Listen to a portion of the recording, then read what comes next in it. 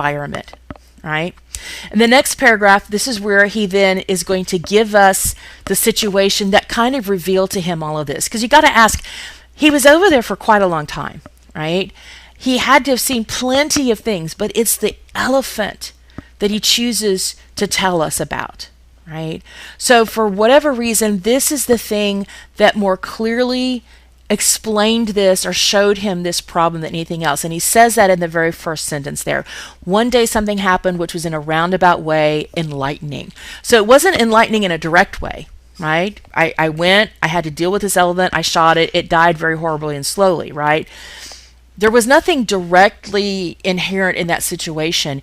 It was in a roundabout way that he realized what was going on. And I think probably the thing is this idea of futility, right? That there he was stuck with dealing with a force stronger than he was. He didn't have the knowledge, the wisdom, the strength to deal with it appropriately. And it ended in a long, agonizing, horrible death. And I think that what he's saying is that maybe this is what's happening in the East with Westerners, right? That they've come over here, they really don't understand what's going on. They're trying to pretend and force it, and what ends up happening is this slow, long, agonizing death, right? And he says it was a tiny incident, but he said it gave him a better glimpse about the real nature of imperialism, the real motives for which despotic governments act. All right, so that's what he's saying. Now, just because he says that's what he gets out of it, again, that doesn't mean that we are limited to that. I mean, you can look at a lot of different things in this story and try to figure out what you think is going on. But he's saying this is why he's talking about it, right? So we get the things that he gets called and told that an elephant has gone must, right? And gone must, you can see the thing is that it's kind of every once in a while male elephants. It might be tied to hormones. I don't know. They go crazy, right? It's an animal that has been domesticated, and the mahouts, the people who control or own the elephants, are supposed to keep them chained and in control.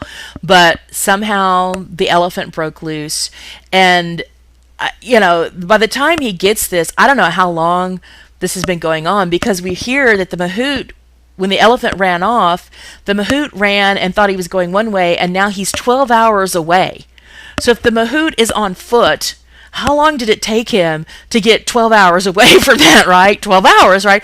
So this elephant has been rampaging for a while, and what's happened while the mahout has been gone, the elephant has reappeared, and it's causing problems. And then we hear at the bottom of this page, the Burmese had no weapons and were quite helpless, right? So this is, again, part of the despotism of the British government, or imperialism, that the people who would know how to handle this are the natives, but they are not allowed weapons to defend themselves. So it falls on to the invaders, the occupiers, the oppressors to handle it, but they don't know what they're doing, right?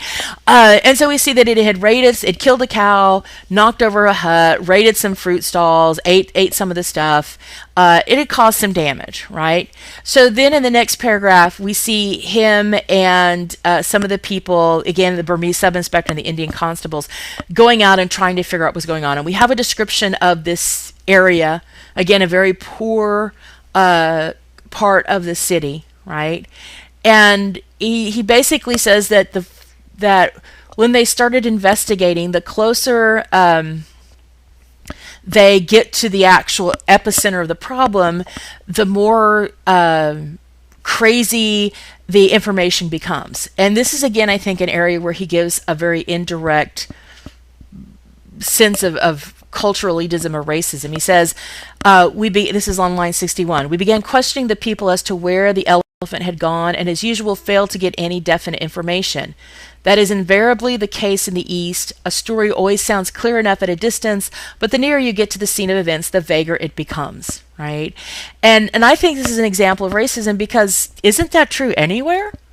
Wouldn't cops here in America pretty much say the same thing, that the closer you get to the chaos, the harder it is to get any clear? I mean, we know that first-hand witness accounts of things are the most inaccurate kind of details or testimony, right? That people see things from their own perspective, and and what they perceive as true can be widely different than what somebody else is, right? So I think when he says this is what happens in the East, this is this little bit of this superiority. Oh, well, we British are much better than that, right? So again, they hear someone in the distance yelling for the children to get away, and when they come around the corner, they see where this Dravidian coolie, so again, this is one of these East Indian immigrants, has been killed, right? And it says that he couldn't have been dead for very long. And we get this really detailed, gruesome description of what he looks like.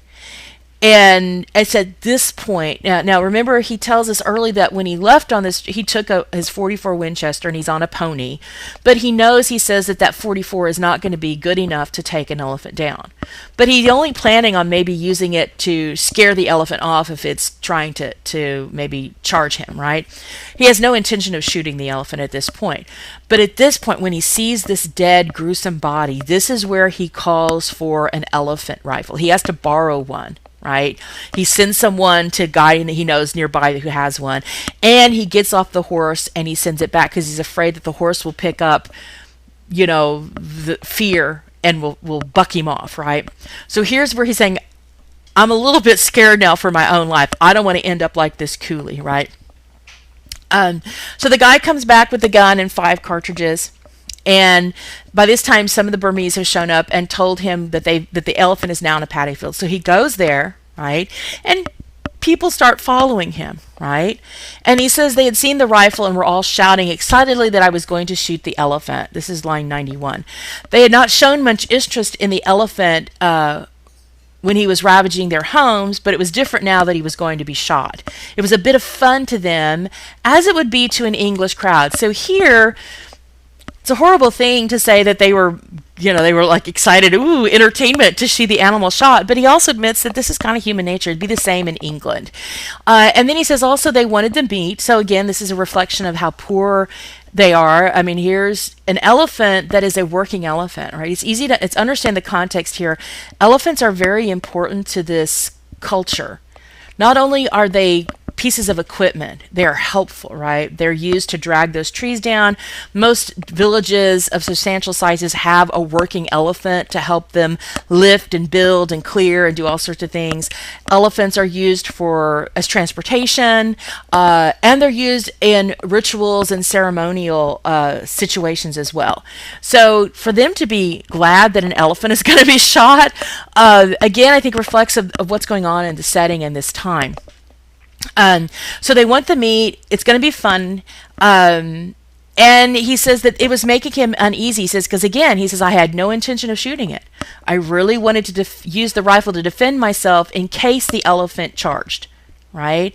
But he says it was unnerving to have this crowd behind him.